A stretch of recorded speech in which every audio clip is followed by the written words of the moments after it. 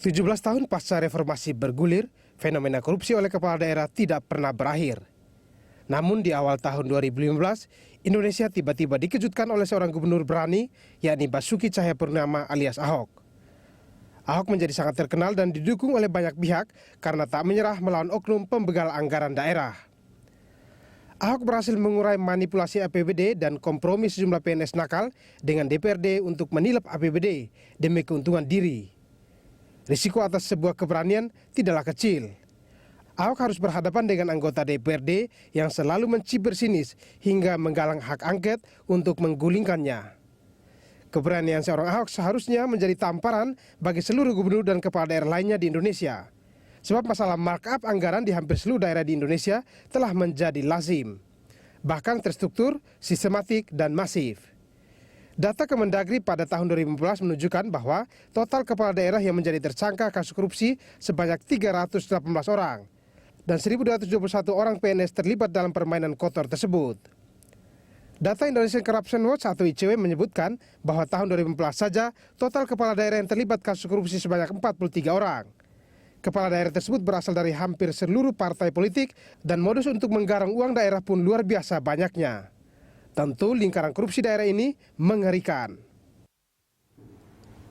Fenomena Gubernur DKI Jakarta Basuki Cahayapurnama alias Ahok seharusnya menjadi tamparan bagi seluruh gubernur dan kepala daerah lainnya di Indonesia. Sebab masalah markup anggaran sudah lazim bahkan terstruktur, sistematik, dan masif di seluruh Indonesia. Namun apakah keberanian Ahok ini akan menular pada kepala daerah lainnya? Untuk membahas hal ini telah hadir bersama kami di studio Kapuspen Kemendagri Dodi Riyatmaji dan nanti juga bergabung bersama kita Wali Kota Bogor Bima Arya Sugiharto lewat saluran telepon. Dan kami juga masih menunggu peneliti dari Indonesia Corruption Watch Ade Irawan. Dan pemirsa, Berita Satu TV Anda bisa turut berinteraksi melalui sambungan telepon di 021529000311, SMS di nomor 0818997714, dan Anda dapat juga mention di Twitter @berita1tv atau Facebook @berita1tv. Anda bisa menyampaikan tanggapan Anda seputar rindu sosok Ahok di daerah bersama saya Rudi Andano. Inilah Prime Time Talk.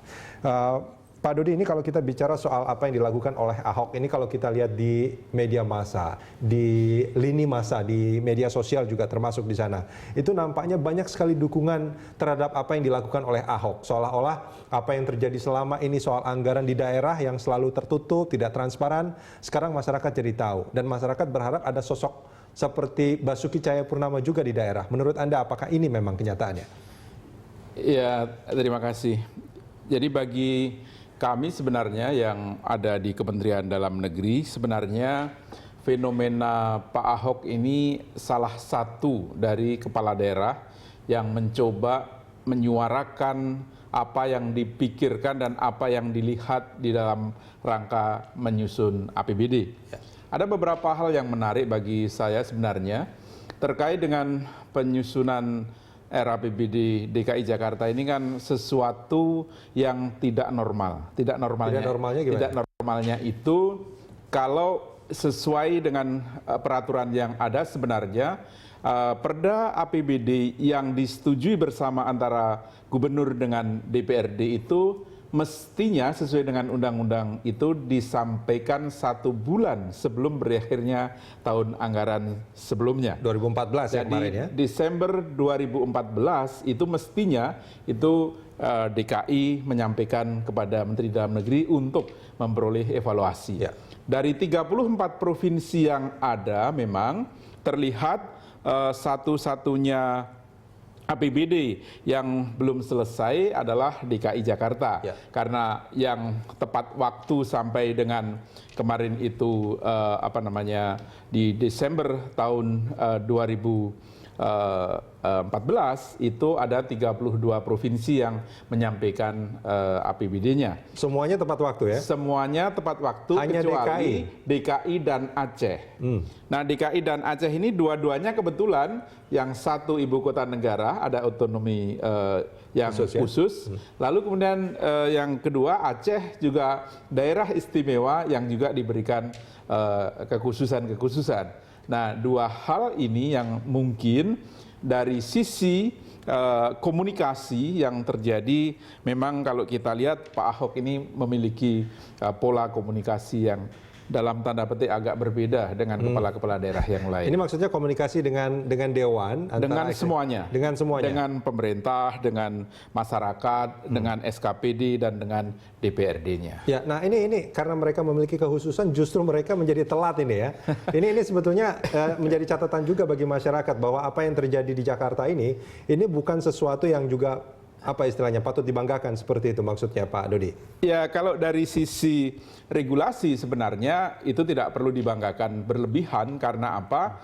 Yang penting bagi Kementerian Dalam Negeri itu semua daerah di dalam rangka mempersiapkan Perda APBD itu yang sesuai dengan time frame yang diberikan oleh pemerintah. Sehingga nantinya pada saat fungsi mana yang mesti dievaluasi, hasilnya disesuaikan dan seterusnya, ini akan memperoleh ruang yang cukup bagi masyarakat secara terbuka untuk menyaksikan mana yang Kalau dievaluasi. Kemendagri kan melihatnya dari segi prosedurnya nih Pak Dodi. Oh enggak, bukan hanya prosedurnya, tetapi Substansinya juga itu akan menjadi RAPBD bahan evaluasi itu ya. yang dievaluasi. Nah, ini kan apa yang terlihat di masyarakat adalah banyak sekali ya ini karena Pak Ahok yang bicara ya, Iya. melihat bahwa banyak sekali mata-mata anggaran yang sebetulnya tidak prioritas tapi tiba-tiba ada, bahkan nilainya juga sangat luar biasa besar gitu, dan itu yang menjadi concern di masyarakat sebetulnya. Nah, apakah ini juga diperhatikan juga oleh Kemendagri? Iya.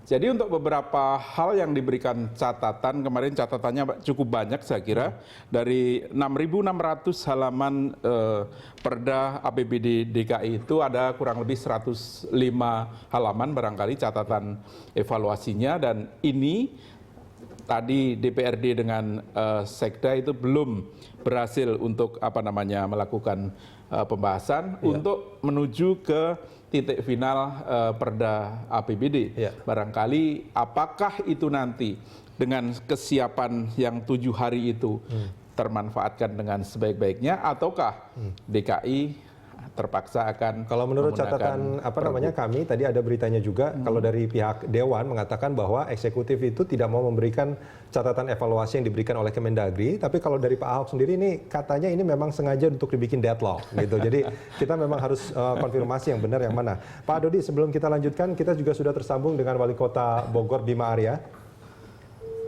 Halo Kang Bima. Ya, nampaknya terputus. Nanti kita akan coba untuk menghubungi kembali Bima Arya. Nah, ini kan sebetulnya dalam evaluasi itu termasuk juga lampiran-lampirannya, kegiatan-kegiatannya itu juga termasuk di sana.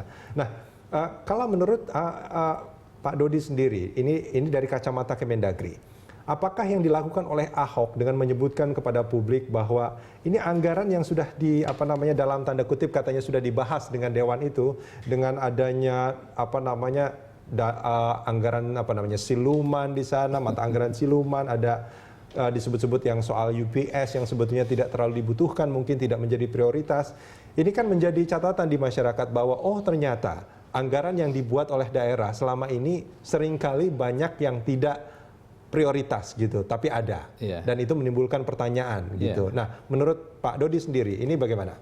Ya, salah satu catatan yang barangkali perlu saya sampaikan, memang secara khusus terkait dengan besaran APBD yang dimajukan itu 73,2 triliun, lalu kemudian yang untuk belanja pegawai itu jumlahnya masih cukup besar. Misalnya gaji, tunjangan kinerja yang statis, lalu kemudian tunjangan kinerja yang dinamis.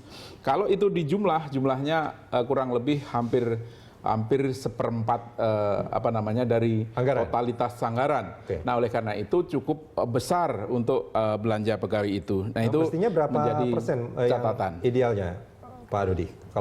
Memang tidak ada persentase yang ideal karena tidak ada rumusan untuk tidak itu. ada rumusan yang pasti karena apa? Provinsi itu macam-macam. Misalnya provinsi seperti DKI Jakarta itu SKPD-nya saja kan 700 itu ya kurang lebih.